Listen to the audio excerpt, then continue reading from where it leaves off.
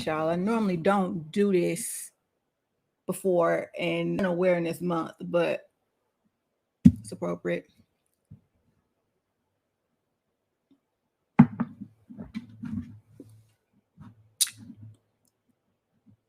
Ooh. Ooh. Mm.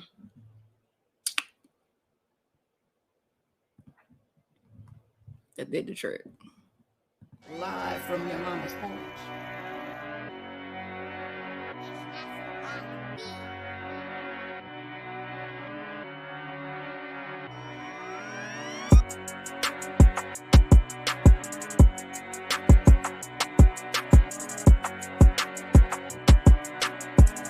Be your own tempo keeper.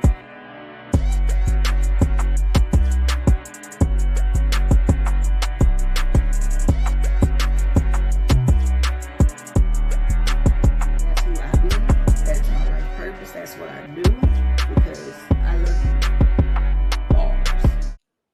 People of the world, what's going on? Y'all know who I be. I am the Riri. I'm the owner of Willpower to Wellness. I am your health coach, health, wellness, and mindset coach. I empower busy moms, single moms, your mom, your granny, your sister, your cousin, your auntie, your baby, who are known, depended on, expected to sacrifice themselves to take care of everybody else before they take care of themselves, to empower you with tools to self-recharge for holistic wellness, fitness, nutrition, to help with the modern stresses of today's life. So that is what I do. That's what I'm good at. That's what I'm here for. That is my life purpose. Yeah. I haven't seen y'all in a while. Y'all haven't seen me in a while. It's all right. I needed to recharge. So before I can give myself to y'all, I have to take care of myself. So I have to practice what you preach. Absolutely. It's April. It ain't March anymore. And April is, let me go back to my banners. April is National Alcohol Awareness Month. Now, I know y'all thinking to yourself, did this girl really just sit up here and just take a shot of something and then talking about it's National Alcohol Awareness Month? Why is she drinking and she's sitting up here talking about stop drinking? Let me show you something. Look at my shirt. I have mixed drinks about feelings. I have a love-hate relationship with alcohol. I'm going to dig deep into that in just a minute. But other awareness observances that are recognized this month in April: World Autism Awareness Month. Autism is known as, it's not just a disorder, it's a spectrum. It's a whole spectrum. It's a developmental disorder where, it can be like the high end of the spectrum or the lower end of the spectrum where they only experience just a few symptoms. It's not as intense. It's a spectrum measuring the intensity of a child's reaction to their perception of reality as they develop physically and socially. This observance was placed to accept these people who are growing up to be adults and are given tools and resources to be able to live a normal life just like us. And really, believe it or not, autistic people, autistic kids, I don't even consider it like a developmental issue. I mean, it could be like a delay in some aspects, but they really have like more than genius skill doing something else, having difficulty learning or developing, but they could be the best artists. They can be the best, they can make paintings. I drew this, but I'm not autistic, but Some of them have like excellent writing abilities. Some of them have excellent drawing and painting abilities. Like they have a certain skill, like they master, they're gifted in a certain skill that a lot of people in the average population probably wouldn't possess. Teach me, help me to better create my art. Bless me with your creativity. National Stress Awareness Month also. A lot of people say that heart disease is the number one killer in the United States. Stress, I believe, is the number one killer in the United States. Why? Because any ailment that you can think of under the sun that has been discovered by doctors here on Earth, the whole world, stress is an underlying cause of it. Think about it. Heart disease, that's number one. People have heart issues and it ends up being the cause of their demise. But what causes heart disease? Stress. Cancers, diabetes can aggravate it. I mean, well, diabetes can be aggravated by stress. High blood pressure. Stress is a very dangerous form of distress. And speaking of which, wait until the end. I have a surprise for y'all. So stay till the end. I'm not going to take long in this video. I know I talk a lot. Just shut me up. Just go into the comments and tell me, hey, Ree, we got things to do. Shut up. Get to the point. Yes, y'all. Why alcohol awareness? To shed light on the stigma that surrounds alcoholism or alcohol abuse or AUD or alcohol dependence or alcohol addiction. It's either one of two things. The person that is dealing with alcoholism is either underestimating the amount that they're drinking, or they are overestimating the ability to hold their liquor or quit drinking alcohol. They'll tell you all day long, oh, well, you know, I'm going to quit. This is my last drink. It's just like somebody that's smoking cigarettes. This is my last cigarette. I'm not going to smoke anymore. Really? It's like it's a process. It's not an overnight thing. It's not you can't expect to go cold turkey from something that you've been, you know, dependent on for a sense of survival for an extended period of time, and then have the ability to go cold turkey without any withdrawal symptoms or any like craving or, you know, agitation or anything like that. That's really, really non-realistic. It's really not realistic. But you know, a person dealing with alcohol abuse typically are in denial because they don't want to admit the reality and the weight of the situation at hand. You know, the situation where they are taking that bottle of alcohol and they are, you know, draining that feeling out of their body, so to say. And, you know, there's a discomfort. It's uncomfortable dealing with it, and they just choose not to deal with it. So grab that bottle and you hug the bottle. They find solace. They find some type of peace in it. If I'm not an addict to anything, I've never been an addict, but I never want to become someone who finds an addiction something that's, you know, that I crave and I find peace in that. You cannot possibly find peace in a bottle of liquor, a bottle of wine. It can make you, it can help you relax in, like, you know, controlled amounts, like if you just have a glass of wine every now and then, maybe once a week or something, that's normal. That's typical.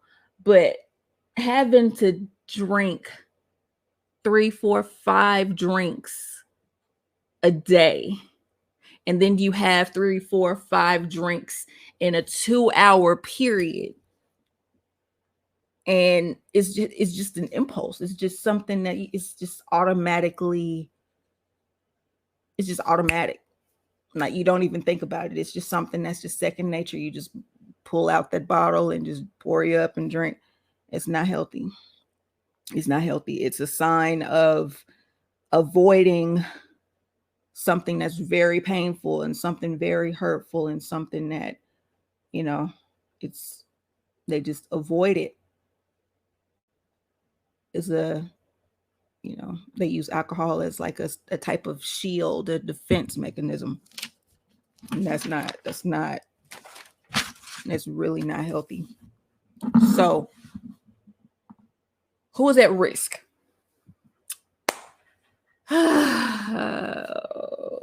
I used to be a college student. Oh, college students. Why are college students at risk? Obviously, social influence. Students or, teenagers, 18, 19-year-olds getting out the house. They finally got a taste of freedom. And, they finally turn 21 and they get a call from their mom saying, "Mom, I'm not in your house anymore. You can't tell me what to do. Leave me alone. Hang up the phone, even though you paying it. Hang up the phone. Shut up." Hang up and then just start drinking and drinking and drinking. Why? Because it's fun. It's fun. Drinking. Toga. It's all fun and dandy until you find yourself dehydrated. You find yourself, if you're even alert enough to even realize, passed out on the couch, blacked out, while loud music is playing, while other classmates are partying around you and frat brothers around, sorority sisters around, and it's not anything controlled around you. It's just that sense of freedom after 18 years of being at mom and dad's house and living under their roof and growing up and thinking that you've grown at 13, 14, 15. So there was a 2018 study, a survey. 54.9% of full-time college students ages 18 through 22 years old drank in the past month. 36.9% binge drink. 9.65% partake in heavy alcohol abuse. Now, I will say, in another perspective, they have their freedom from the house somewhat, so they think, so they say. But thinking in their head, college is stressful.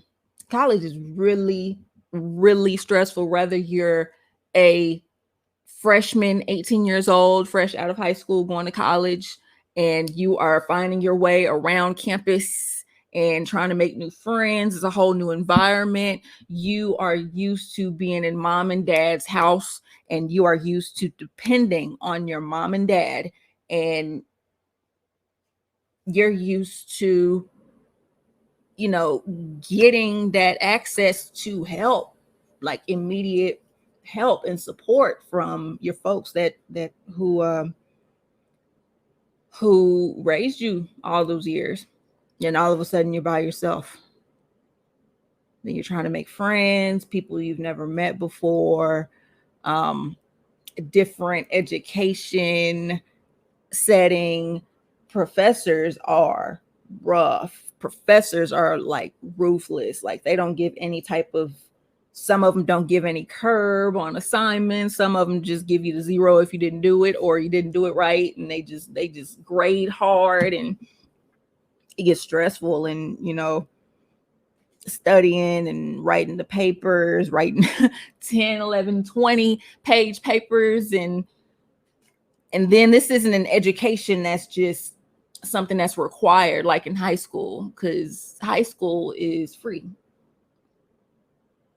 It's a part of the state law, but college is paid for, and you fail a class, you don't get your money back. So it's a lot of stress on people, especially in these Ivy League colleges. There are kids in Ivy League colleges that find themselves not doing the best that's expected of them in college, and it gives them a sense of feeling like they're not good enough. They are not smart enough to be in college, and I've spent all this money and I don't know how to deal with this. I don't want to be a burden. And all of a sudden, no good news there. So that's definitely something to think about. It's one view of looking at, a kid being ready to get out the house. That way they can go ahead and start life as an adult. But then there's also the stress of being a full-time college student on campus and living the expectation of their parents and making sure that they don't fail them in doing everything that they possibly can to keep them proud of them. That's a lot of pressure. I understand. So anyone 18 and over, also 26.45% binge drink. Binge drinking meaning 4 drinks. Women drinking 4 drinks at a time in a 2-hour period, and then men drinking 5 drinks at a time in a 2-hour period. 6.6% drink heavily, meaning they binge drink 5 or more days in the past month.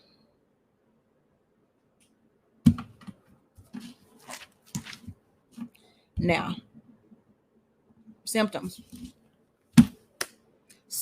of alcoholism. These are signs. These are typical signs. It's either one of these or many of these that are signs. Now, it doesn't mean that these signs are like absolute alcohol abuse or alcoholism, alcohol dependence, but these are signs that are typically seen in people who suffer from alcohol addiction, abuse. When you notice them at home drinking and nobody else is around them, they just sit at home and they just drink. They are just hugging their bottle, just sitting at the TV, and they're just drinking. Or they can just be in their room, in their study room or something, staring at the wall with the drink in their hand, staring at nothing, just drinking. Like, what are you doing? What are you thinking about? Why are you here by yourself drinking? How many drinks have you had?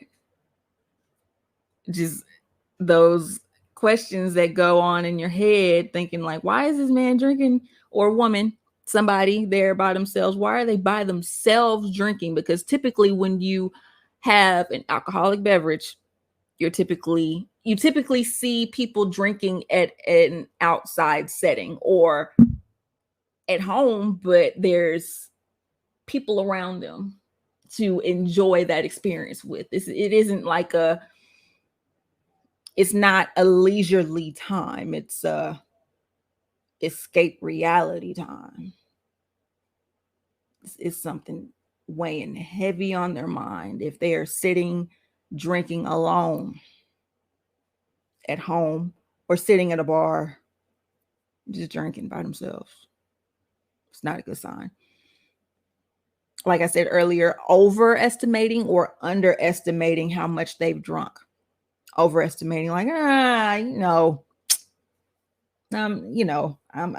only had 5-6 drinks, but I can handle it. Get out my face. Get out my face. I can drink.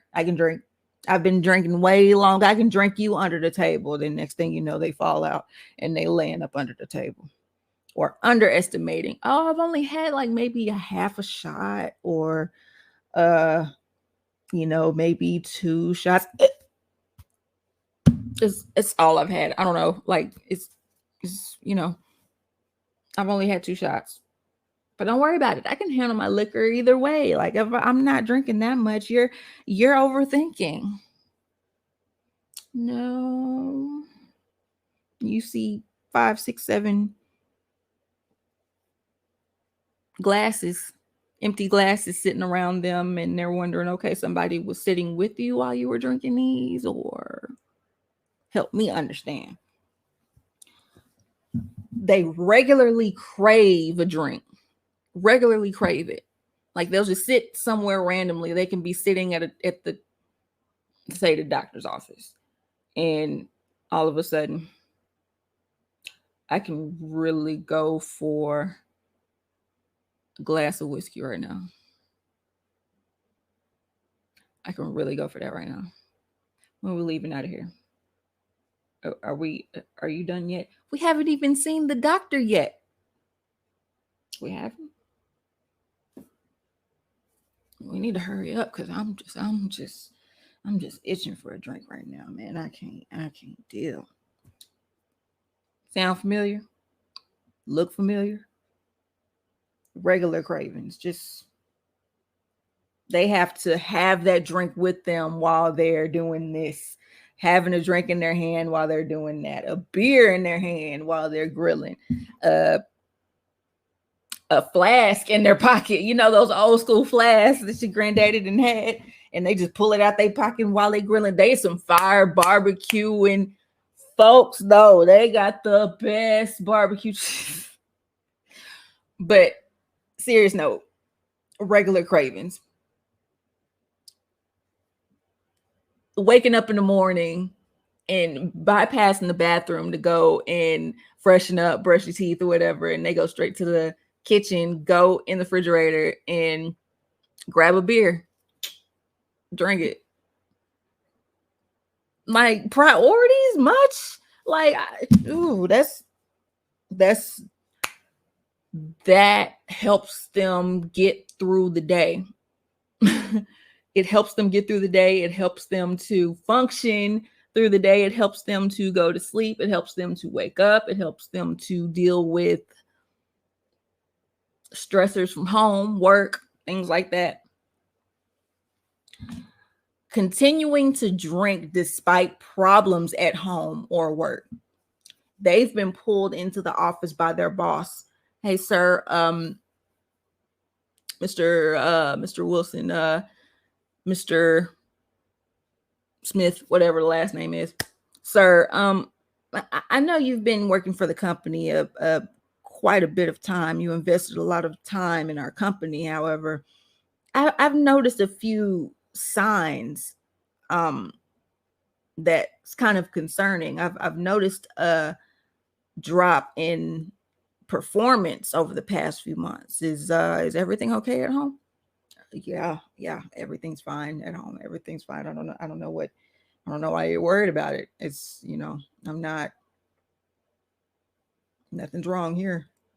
Are you sure nothing is wrong? I noticed there was a pretty strong scent coming from you when you walked past me a few days ago. Was that alcohol?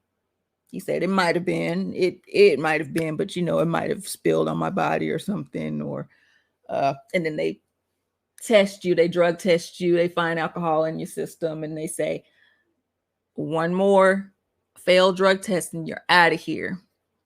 They don't care. They don't care.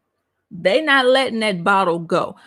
It can be their job on the line. It can be their wife on the line. They go home and they will not say a word to their wife until they get that first drop of liquor in their body.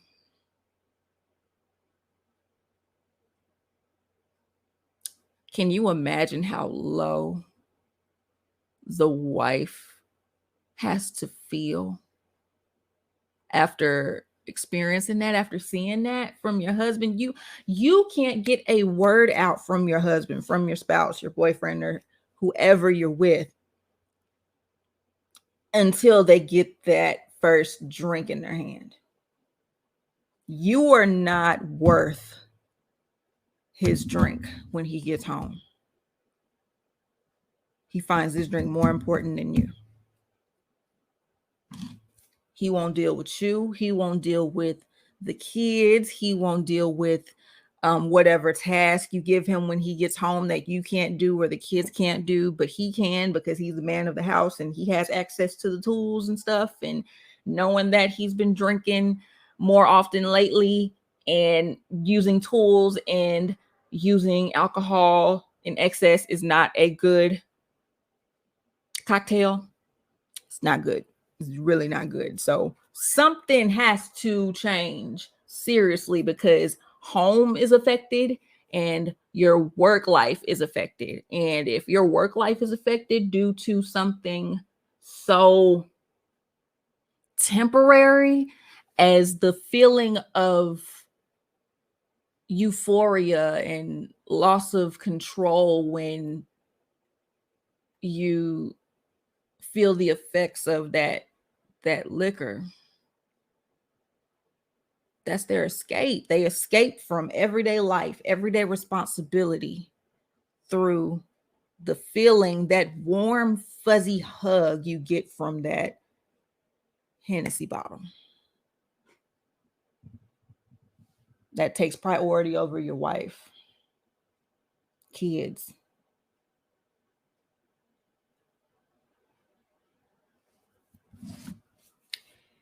Withdrawals.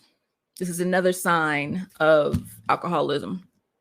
Withdrawal symptoms that you will experience when you all of a sudden stop with no guidance from a physician or any medications prescribed by a physician to help you quit alcohol and, detox and become sober. Issue sleeping. You cannot sleep at all. You cannot sleep. You are laying down in bed, eyes wide open, looking up at the ceiling like, I can't sleep. I really want to drink. Tremors,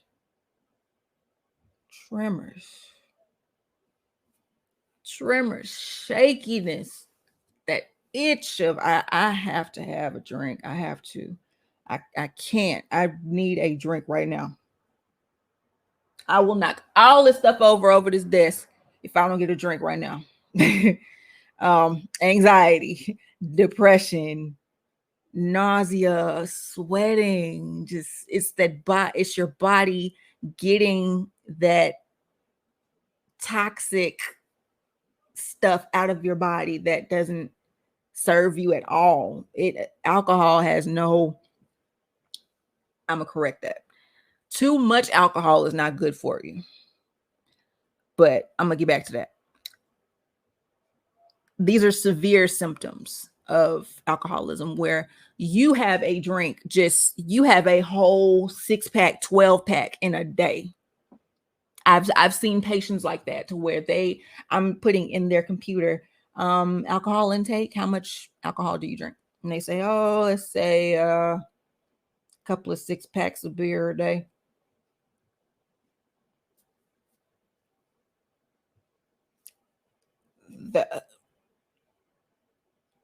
They told me that, and the doctor had the nerve to ask me to get a urine sample from this man.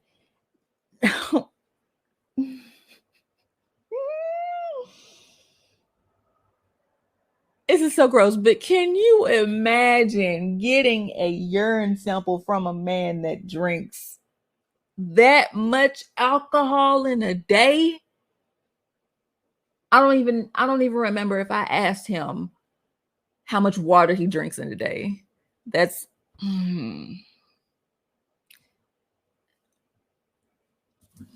I tried so hard not to gag. I'm just gonna say this. It wasn't liquid. It was not liquid urine. I'm gonna leave it right there because it was just that bad. And it's that unbelievable. And he's just okay with that, but he's coming to the doctor because he got symptoms. So he's there for a reason and he's trying to fix it, but he's not trying to fix his alcohol intake. And that's a problem. Which leads me to causes. What causes alcoholism? Alcohol dependence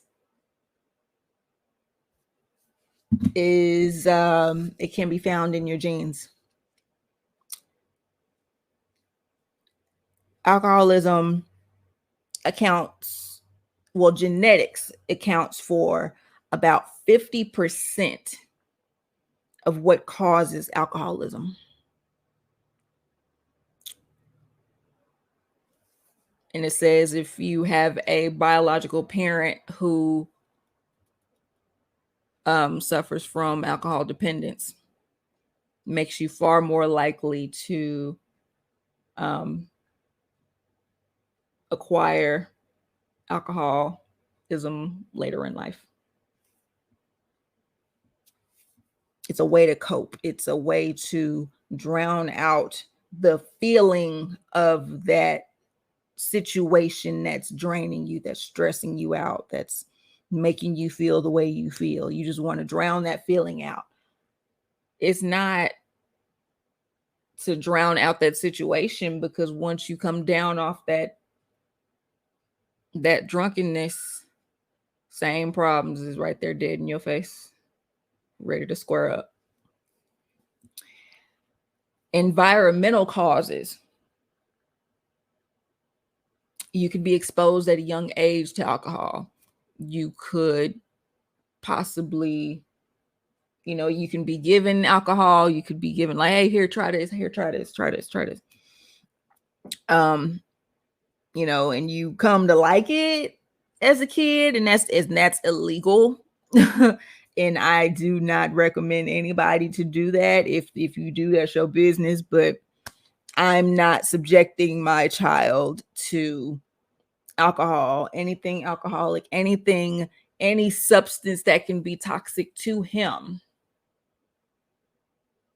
of my knowledge, at 17 years of age and under. It's not happening. No alcohol, no beer, no. I'm working on fast food, to be honest. But, it's just being mindful of what should and what shouldn't be eaten, and what you should and shouldn't be given to your kids. Common sense. You shouldn't be given something that can possibly taste like Kool-Aid, but isn't Kool-Aid to your kids. Because once they taste it and they like it, then they're going to try and find that bottle and drink the whole thing. How do you think that will turn out?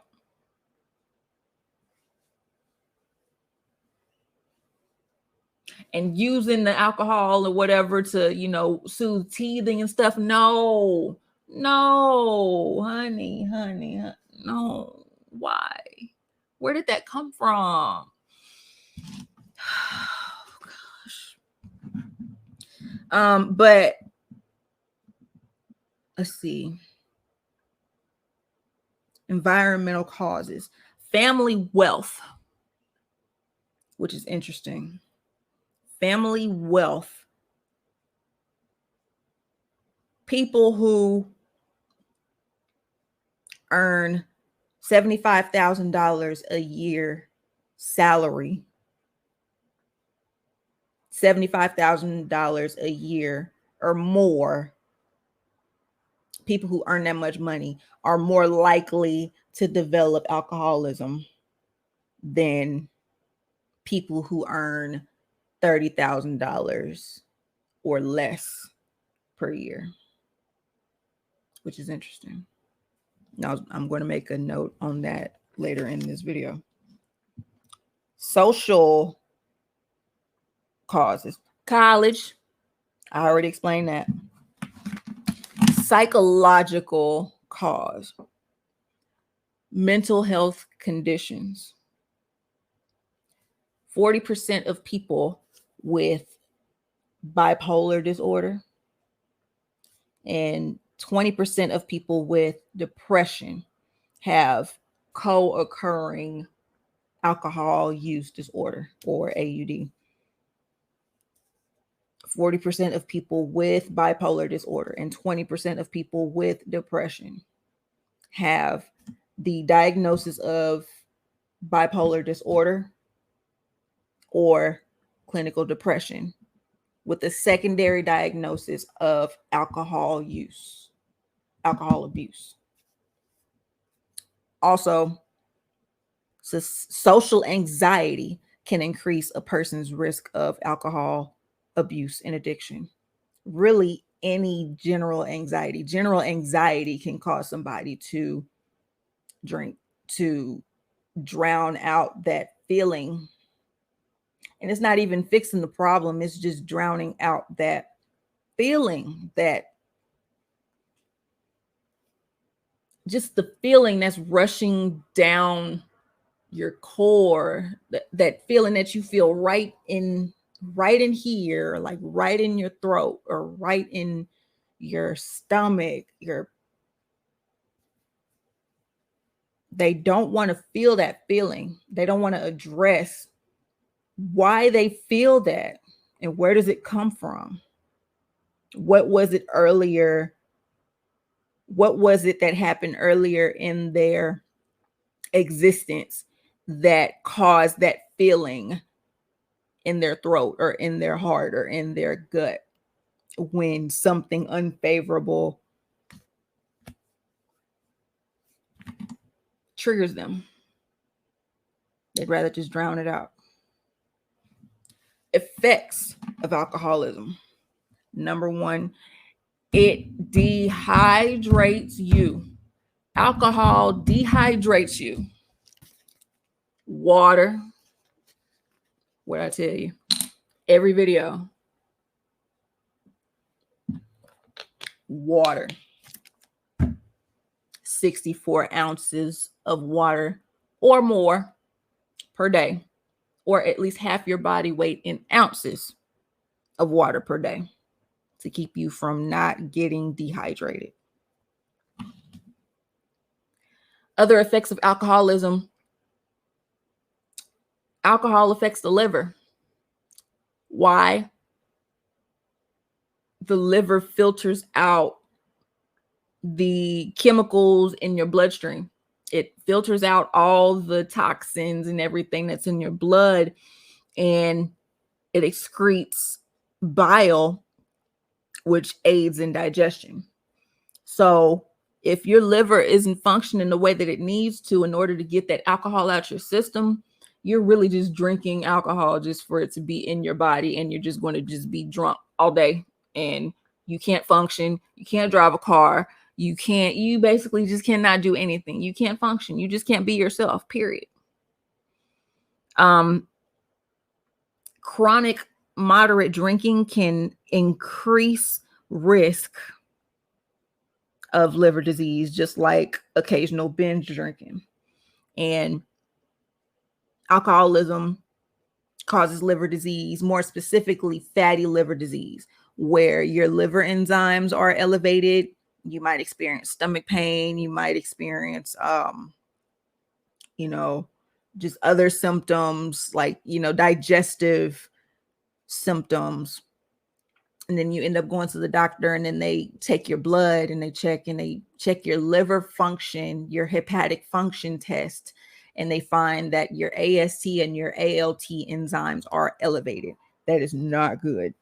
It's not dangerous. It all depends on the level of the lab test, but elevated liver enzymes doesn't necessarily mean alcoholism. But if you are drinking a bunch of alcohol, then definitely stop drinking alcohol.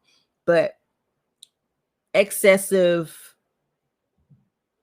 Tylenol, if you're taking Tylenol every single day before work, or you're taking way too much Tylenol at a time, or certain foods that might elevate your liver enzymes, needs to be reduced, or else it will turn into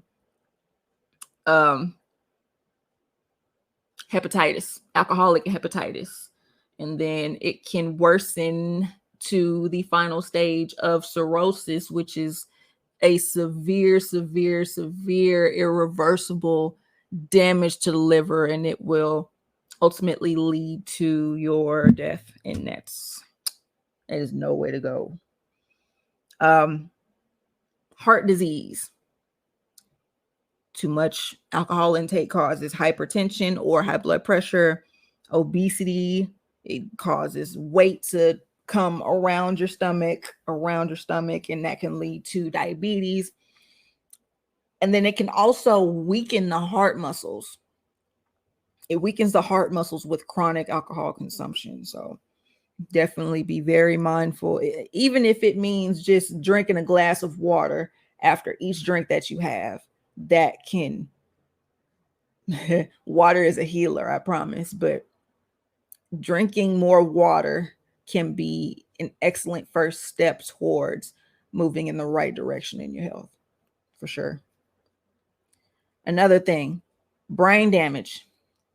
There was a study that showed brains shrink over time with chronic heavy drinking. So the more you drink, the more your brain is going to get smaller. It's due to the death of brain cells, and it can lead to short-term memory loss.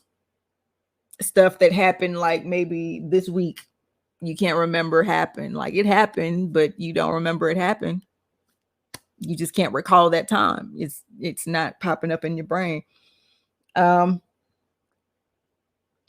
Short-term memory loss, and it's so much more loss coming from drinking so much, a loss of employment, loss of other opportunities, loss of freedom, a DUI.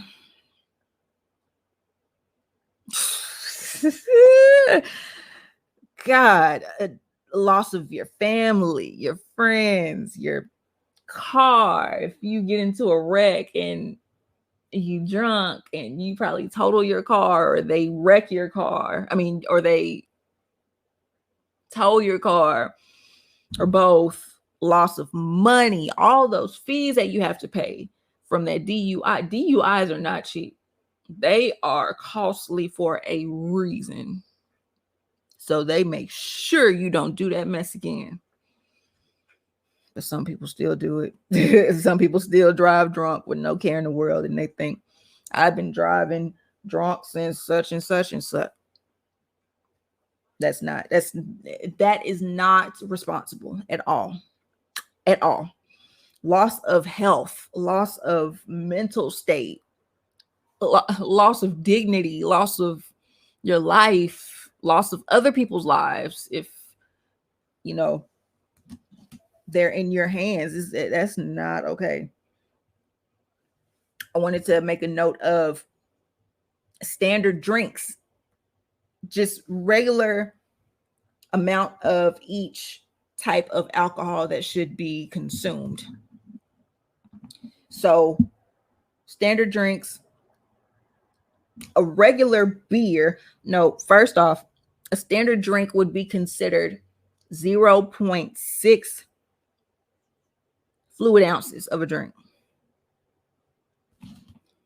Now, standard drinks, as far as different types that was listed, a regular beer would be 12 fluid ounces.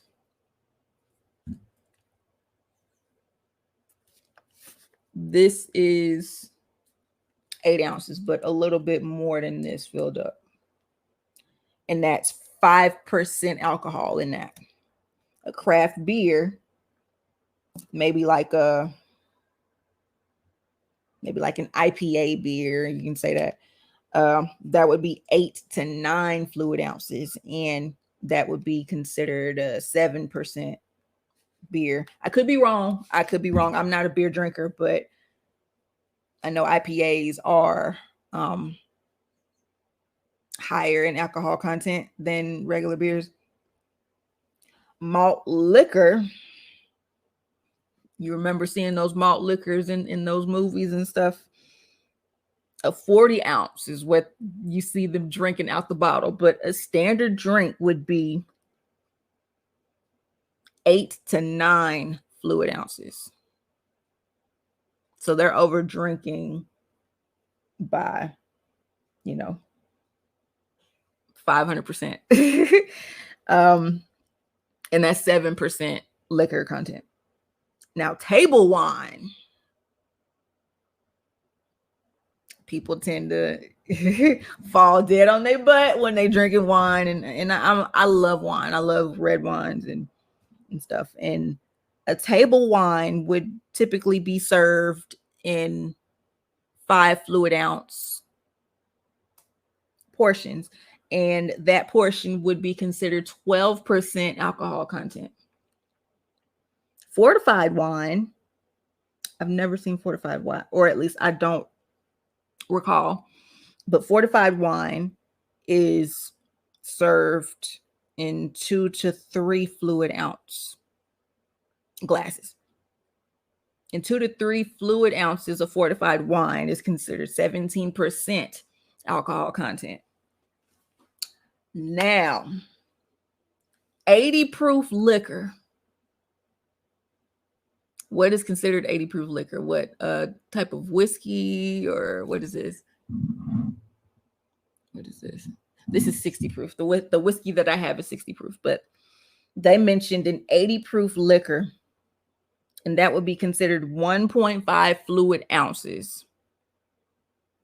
That would be basically a shot glass, just a shot of liquor.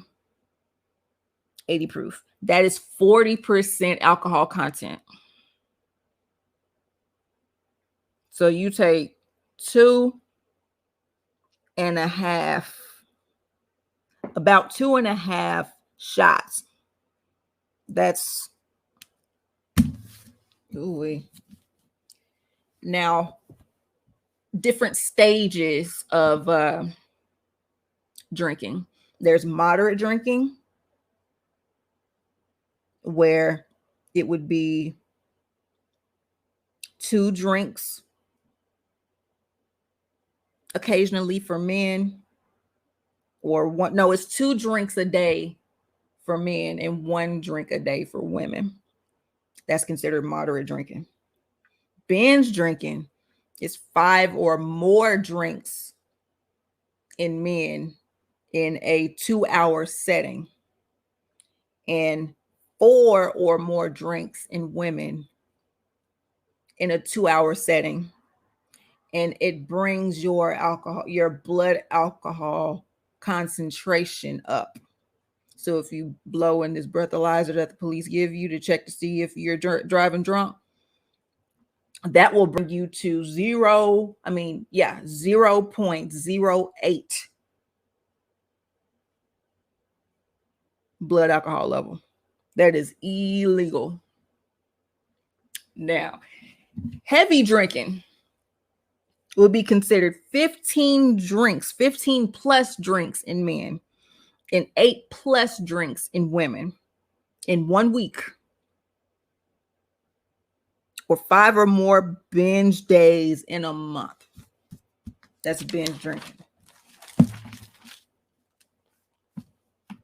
I cannot drink that much. I can't. I love water too much. I love, get you some juice. Get some juice. Get a soda.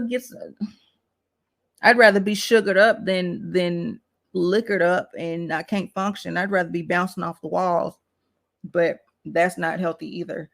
It just goes to show how dangerous alcohol is. Now, stats. This is interesting. In a 2018 study, 14.4 million Americans 18 and over have alcohol dependence. In addition, around 401,000 people aged 12 to 17 is included in that study. So 14.4 million people 18 and over, and it includes kids aged 12 to 17, 401,000 of them.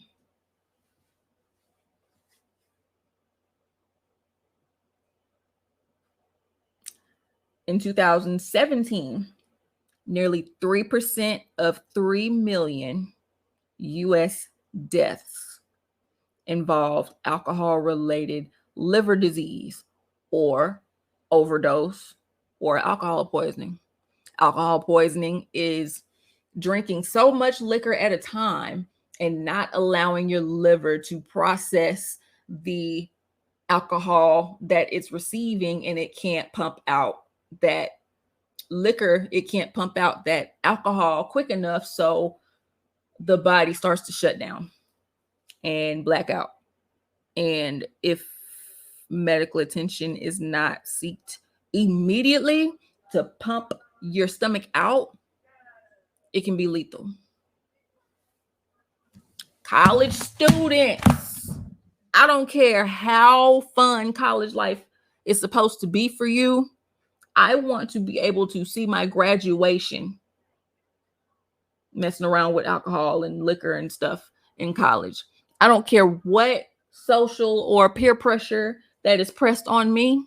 My life is way more important than having a temporary good time, euphoria, and a loss in my control and body function and thoughts and words, and not knowing what in the world happened to me last night.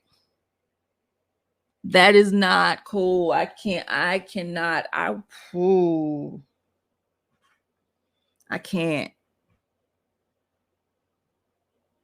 It's way too many people that's intoxicated, and it's people that say that they don't remember what happened the night before because they were so drunk, but they feel the pain everywhere afterwards, but they just don't know. They don't know who to blame. By the way, it is also National Sexual Assault Awareness Month. Be careful out here. This is nothing to play with. It's nothing to play with at all. Have some type of, have a sense of responsibility for your own safety, your own actions, and other people's safety. And keeping your eye on the other guy and what they doing. And keeping your eye on your drink at all times. Me Too movement is real, honestly, for real in real life.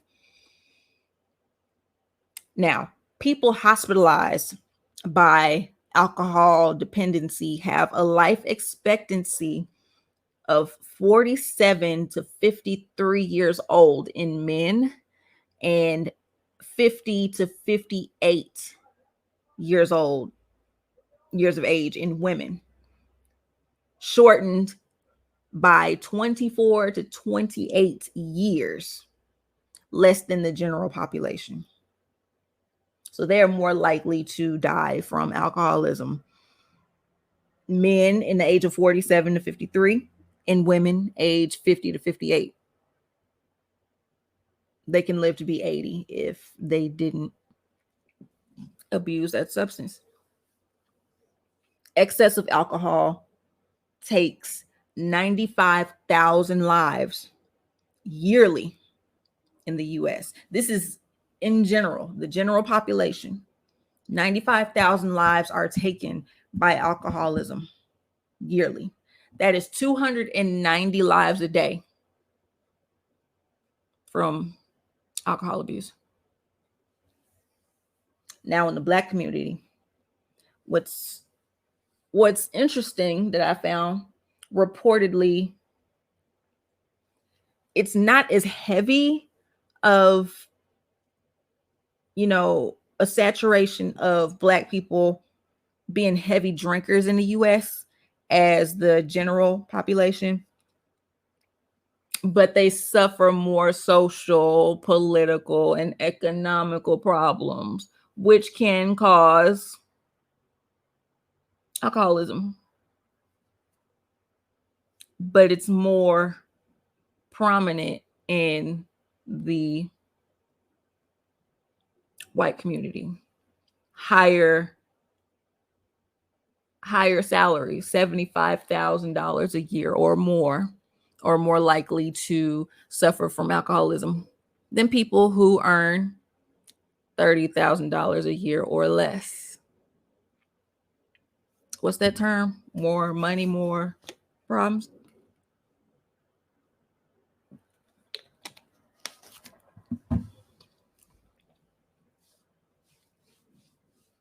I don't know.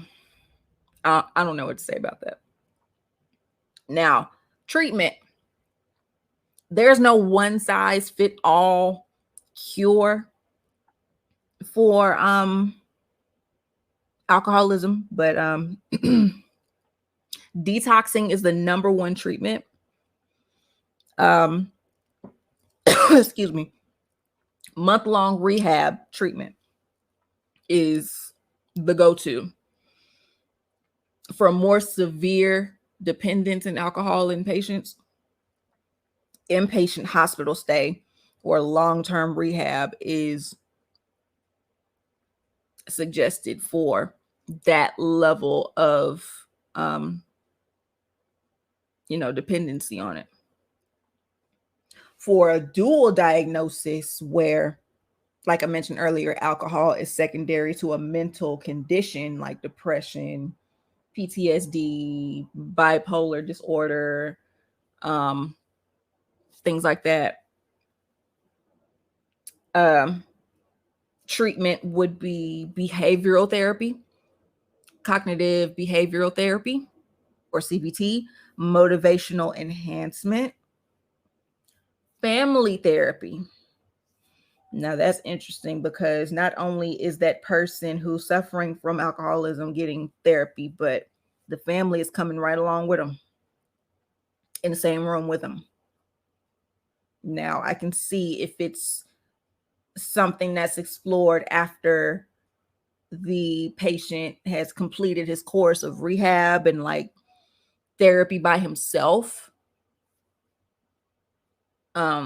I hope that's what they mentioned. I hope that was what they were leaning towards, but family therapy is good, especially when, he's sober, like he's completely sober and doesn't have an urge to drink, and he's not using that to take blame off of himself and put that on the pressure of having that responsibility of running a household like that. So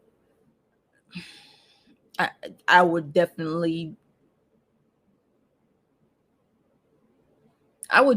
hope that he was fully sober before he went to family therapy, because he wouldn't even, I wouldn't doubt that he would be drunk coming to therapy or in denial that he's been drinking. Like, I don't drink. I don't know why they say that I drink too much. I drink a little bit, but just not a lot. And people who feel like I'm drinking too much, they're not helping me get off. They're not helping me stop alcoholism. They're not helping me. They're not taking the bottle away. They don't pull me to the side to tell me, hey, you're drinking too much. You have people around you and you need to be more mindful. Taking that blame off of themselves. It's irresponsible and selfish.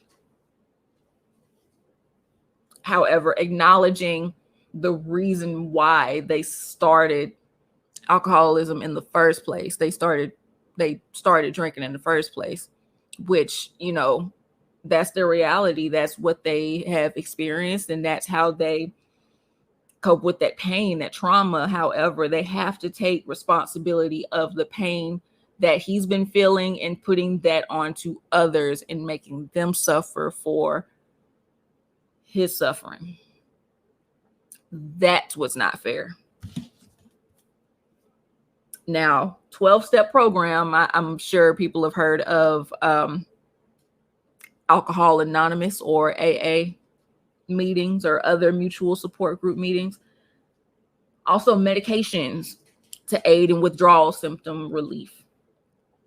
A common medication that's prescribed is called naltrexone, and that's typically prescribed for, it acts as an opioid receptor to block the that reward feeling, euphoria, dopamine feeling of drinking, and reducing the cravings of alcohol.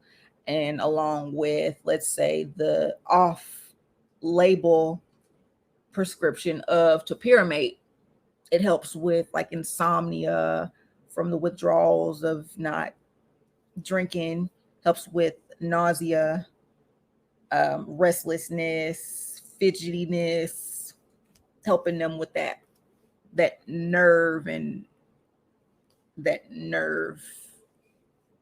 reaction.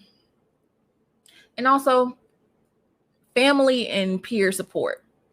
When you have that, when you know who your tribe is, when you know you have those people next to you that have your back through thick and thin, they want to see you heal. They want to see you get clean. They want to see you get sober, fully sober. They miss that person that they've grown up to know and love, and showed them so much love and was around us more, or them more, was more involved in interaction with the people that were close to them. That is definitely excellent. It's an excellent contribution to treatment. Now, I'm going to go ahead and give a couple of things here before I move on. Now, if you or a family member is suffering from alcohol abuse or needing help quitting at all, if you are acknowledging that you need help quitting alcohol abuse, you're not alone. And there is help available out there to help you quit and be sober and stay sober. There is one number that I can give you. There is a facility in Dallas, Texas, for people who are in Dallas, Texas, Alcohol Addiction Center. You can call this number, 866-922-1574. Tell them your situation, what insurance you have. If you don't have insurance, they should have some information for you. But when you come to a doctor's office with a condition and you need help, especially if you're having withdrawals, and if you go over to that doctor's office and you walk in there and tell them, they can't turn you away. They cannot turn you away. That is against the law. That is a right of yours. You have a right to treatment. Seek help. There's free help everywhere. Call your local state health services commission, and they'll give you numbers to call. Places that will give funding for you to get the care that you need, to get that rehab that you need, to get funding for the inpatient facility care that you need to get clean, because you have to get clean. Now, with me saying that, I'm not dismissing the reason why people find solace and peace in alcohol in the first place, because sometimes that's really the only thing they can find that helps them to escape and not feel that feeling that they're feeling. They feel like that's the only thing that they can do, and they feel like they can't talk to anybody. And I said in another video, in my depression awareness video, depression is real, and it can have you feeling hopeless. It can have you feeling worthless. It can have you feeling like you have no place, you have no purpose in this world. If you don't want to talk to anybody, suicide text line. If you don't want to talk to anybody, there are some people that just don't want to talk. They don't want to talk. It's just going to make them upset. It's going to make them way too upset. They rather text. Texting might be a better option for them, and it can help because there's people standing by 24/7 ready to get your text messages ASAP. Especially around this time during this pandemic, there's people sitting at home and they are about to flip every piece of furniture over because they can't take it anymore. And that is not the way to go. And they need someone to talk to. They need someone to help to talk them off the ledge. Seriousness. Text home to 741-741. This is the text number to text to have someone text you and to help you be calm and take the next steps to healing and recovery and getting clean.